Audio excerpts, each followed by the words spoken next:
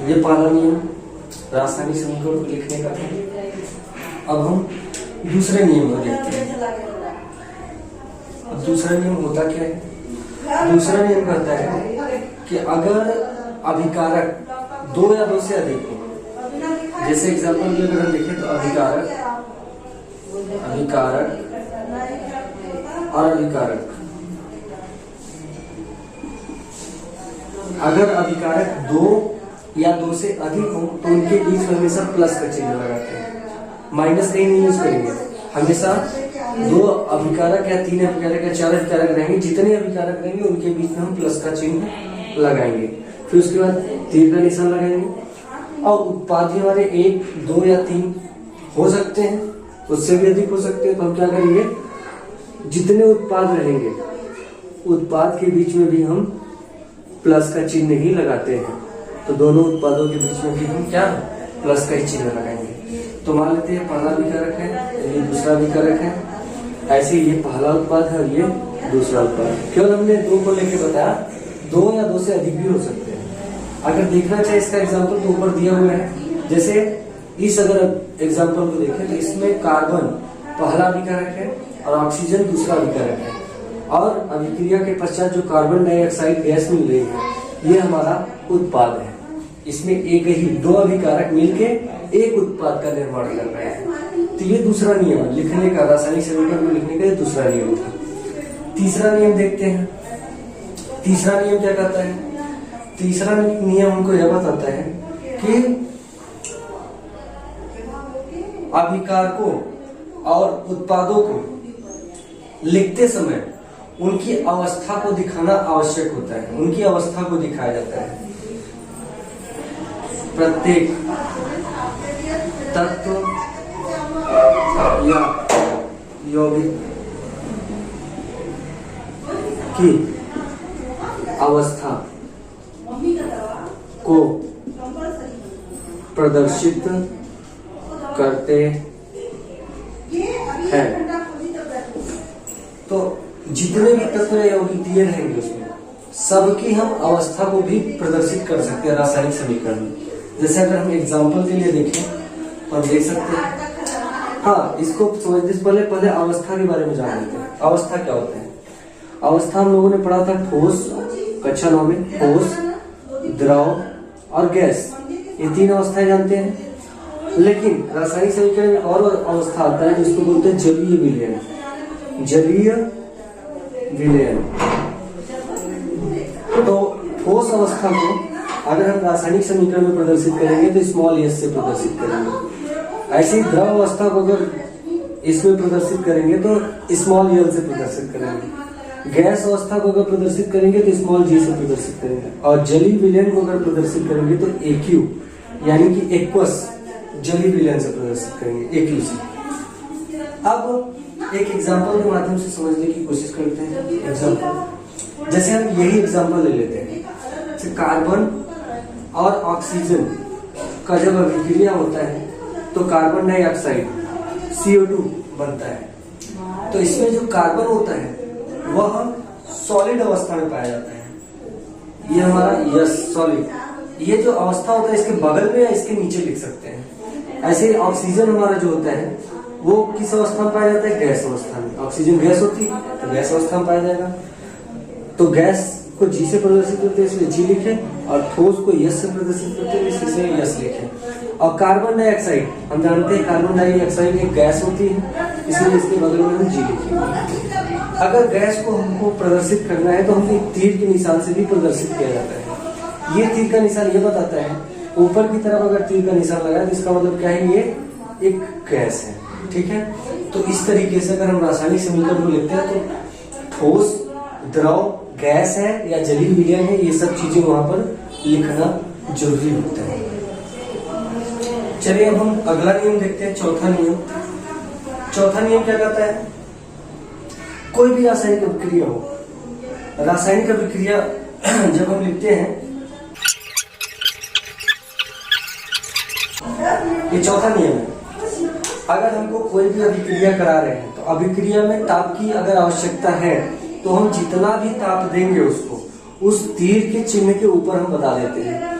कि इतना ताप दे रहे हैं 420 डिग्री सेल्सियस, 500 डिग्री सेल्सियस। तो इस तरीके से हम यहाँ पर दर्शाते हैं ताप को। दाब यानी कि प्रेशर, कितने दाब पर ये अभिक्रिया हो रही है, दाब पर भी अभिक्रिया होती है, तो उस दाब को भी हम कितने पास्कल दाब का अभिक्रिया हो रहा है वहां पर हम लिखते हैं। अब ये उत्प्रेरक क्या चीज होता है, ताप तो हम कक्षा 9 में पढ़ चुके होंगे। ये उत्प्रेरक नया शब्द है, तो उत्प्रेरक के बारे में हम जान लेते हैं। उत्प्रेरक क्या होता है? उत्प्रेरक एक ऐसा पदार्थ होता है जो किसी भी रासायनिक अभिक्रिया में अभिक्रिया की दर को बढ़ा देता है या फिर उसको घटा देता है। तो उत्प्रेरक का काम क्या होता है? अभिक्रिया की दर को बढ़ा देना या घटा देना। जैसे एग्जाम्पल के लिए अगर दो पदार्थ मिलकर के कोई तीसरा नया पदार्थ बना रहे हैं, तो दोनों पदार्थ बहुत धीमी अभिक्रिया कर रहे हैं, तो अगर हम उसमें अलग से कुछ उत्प्रेरक डाल दें तो अभिक्रिया या तो तेज हो जाए या तो स्लो हो जाए, तो उसको बोलते हैं क्या?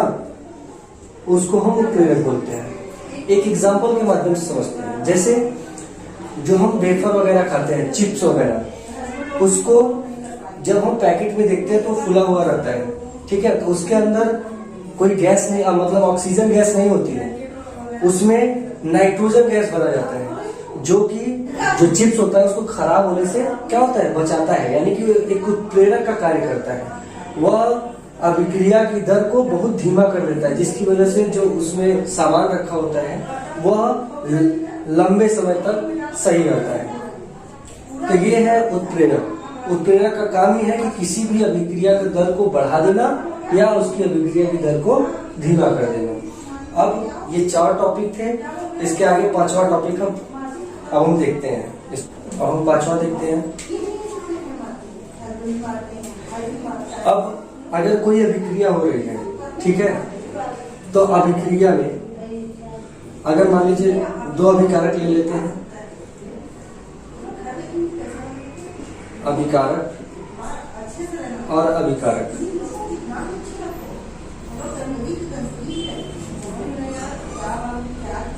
अगर 2 अभिकारक हैं, ये पहला अभिकारक और ये दूसरा अभिकारक, 2 अभिकारक अभिक्रिया करके एक उत्पाद का निर्माण कर रहे हैं। मान लेते एक उत्पाद बनता है और इस उत्पाद के साथ साथ अगर हमको ऊष्मा भी मिले, ठीक है, अगर 2 अभिकारक अभिक्रिया करके कोई उत्पाद बना रहे हैं, उत्पाद के साथ साथ ऊष्मा भी मिले हमको, अगर हम उत्पाद ऊष्मा प्राप्त कर रहे हैं, अगर हमको ऊष्मा मिल रही है, तो ऊष्मा को हम तीर के दाईं ओर प्लस के साथ लिखते हैं। लेकिन अगर किसी अभिक्रिया को करने के लिए ऊष्मा की आवश्यकता हो, अगर हम उसको ऊष्मा हमको प्राप्त ना हो रही, ऊष्मा देना पड़े उस अभिक्रिया को करने के लिए, तो इसी तीर के निशान के पास ये जो प्लस है, इसकी जगह पर माइनस लगा के हम ऊष्मा को प्रदर्शित करते हैं। यानी कि ऊष्मा अगर हमको देना पड़ रहा है तो हम माइनस के साथ में ऊष्मा लगाएंगे दाएं पक्ष में, और अगर ऊष्मा हमको प्राप्त हो रहा है तो प्लस के साथ लिखेंगे। ये 5वां नियम था। 6ठा नियम रासायनिक समीकरण को लिखने का। किसी भी रासायनिक समीकरण को, अधिकतर में रासायनिक समीकरण जो होता है वह संतुलित नहीं होता है, तो हम क्या करते हैं? रासायनिक समीकरण को संतुलित करते हैं। रासायनिक समीकरण को संतुलित करते हैं। यानी कि कोई भी रासायनिक समीकरण दिया रहेगा तो जरूरी नहीं है वो संतुलित हो। अब संतुलित क्या होता है, कैसा होता है, इसके बारे में जस्ट इसके बाद ही हम स्टार्ट करेंगे। बस इसको नॉर्मली हम बताते हैं, इसको दिमाग में रखना है, तो उसके बाद जो हम टॉपिक स्टार्ट करेंगे तो उसमें समझ में आ जाएगा। तो कोई भी रासायनिक समीकरण दिया हो उसको संतुलित करना पड़ता है। तो चलिए एक एग्जाम्पल के माध्यम से आपको थोड़ा सा इसके बारे में बता देते हैं। संतुलित रासायनिक समीकरण और असंतुलित रासायनिक समीकरण। रासायनिक समीकरण 2 प्रकार का होता है, एक संतुलित रासायनिक समीकरण होता है, दूसरा असंतुलित रासायनिक समीकरण होता है। जैसे संतुलित रासायनिक समीकरण और एक होता है असंतुलित रासायनिक समीकरण। तो अब हम देखते हैं संतुलित रासायनिक समीकरण क्या होता है। जैसे अगर हम Mg, एक एग्जांपल देखे थे, सॉरी इसमें लिखते हैं Mg+O2। अगर इसकी अभिक्रिया कराएं तो मैग्नीशियम की जब ऑक्सीजन के साथ अभिक्रिया कराते हैं तो MgO यानी कि मैग्नीशियम ऑक्साइड प्राप्त होता है। ऐसे ही अगर हम कार्बन को ऑक्सीजन के साथ अभिक्रिया कराते हैं तो कार्बन डाइऑक्साइड CO2 प्राप्त होता है। तो अब संतुलित करना क्या होता है, तो यहाँ पर अगर देखें तो बाएं पक्ष में कार्बन कितना है, 1। बाएं पक्ष में अगर कार्बन की संख्या देखी जाए तो 1, और क्या है, 2 तत्व है, एक कार्बन एक ऑक्सीजन। एक सबसे इंपॉर्टेंट बात, कोई भी रासायनिक समीकरण हो अगर उसमें कार्बन और ऑक्सीजन जैसे 2 तत्व अभिक्रिया में भाग ले रहे हैं तो जो उत्पाद बनेगा उसमें भी 2 ही तत्व रहेंगे, दो के अलावा तीसरा तत्व नहीं आ सकता। जैसे कार्बन और ऑक्सीजन भाग ले रहे हैं तो यहाँ पर MgO नहीं मिल जाएगा, ठीक है, यानी कि यहाँ पर कार्बन और ऑक्सीजन के साथ जो यौगिक बनना चाहिए वही यहाँ पर आएगा, दूसरा तत्व इसमें आगे ऑटोमेटिक नहीं जुड़ सकता है। तो कार्बन यहाँ पर 1 है और ऑक्सीजन अगर देखें तो ऑक्सीजन कितना है, 2 है। तो ऐसे ही यहाँ पर देखते हैं, ये तो यहाँ का बात हो गया तीर के चिन्ह के पहले। अब तीर के चिन्ह के बाद देखते हैं, अगर कार्बन की संख्या 1 और ऑक्सीजन की संख्या 2 आती है तो ये संतुलित है। जैसे यहाँ पर कार्बन देखें तो कार्बन के अगल बगल में कितना है, 1, कुछ नहीं मतलब 1। ऐसे ऑक्सीजन कितना है, ऑक्सीजन का 2 दिया है, तो यहाँ पर भी कार्बन 1 है ऑक्सीजन 2 है, और यहाँ दाएं पक्ष मतलब तीर के निशान के दाईं तरफ भी कार्बन 1 है ऑक्सीजन 2 है। यानी कि यहाँ जब बाएं पक्ष और दाएं पक्ष में प्रत्येक तत्व के परमाणुओं की संख्या समान हो तो उसको हम संतुलित रासायनिक समीकरण कहते हैं। तो ये हमारा क्या है, एक संतुलित रासायनिक समीकरण। ऐसे ही अब असंतुलित रासायनिक समीकरण को ढांचा समीकरण या कंकाली समीकरण भी कहते हैं। असंतुलित रासायनिक समीकरण को चाहे ढांचा समीकरण बोले चाहे कंकाली समीकरण बोले। तो यहाँ पर अब इसको देखते हैं असंतुलित ये कैसे है। तो यहाँ पर अगर देखें मैग्नीशियम की संख्या कितनी है, 1, और यहाँ पर ऑक्सीजन की संख्या कितनी है, 2। अब दाईं तरफ अगर देखें तो मैग्नीशियम की संख्या कितनी है, 1, और ऑक्सीजन के अगल बगल में 1 ही है, कुछ नहीं मतलब 1 है। तो यहाँ पर मैग्नीशियम 1 है और दाएं पक्ष में भी मैग्नीशियम 1 है, ये तो बराबर है। लेकिन यहाँ पर बाएं पक्ष में ऑक्सीजन 2 है और दाएं पक्ष में ऑक्सीजन कितना है, 1 है। तो यहाँ पर इसकी भी संख्या अगर बराबर होती तो ये संतुलित हो जाता, लेकिन यहाँ पर ऑक्सीजन की संख्या क्या है, बराबर नहीं है, इसलिए यह एक असंतुलित रासायनिक समीकरण है। तो कोई भी रासायनिक समीकरण दिया है तो वो संतुलित है कि असंतुलित है।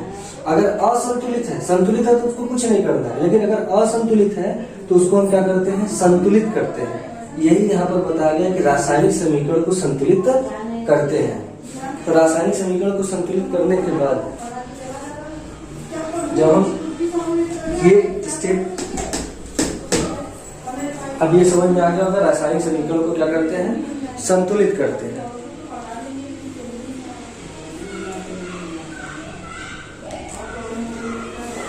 अब लास्ट इसका है, जब हम संतुलित करते हैं, संतुलित करते टाइम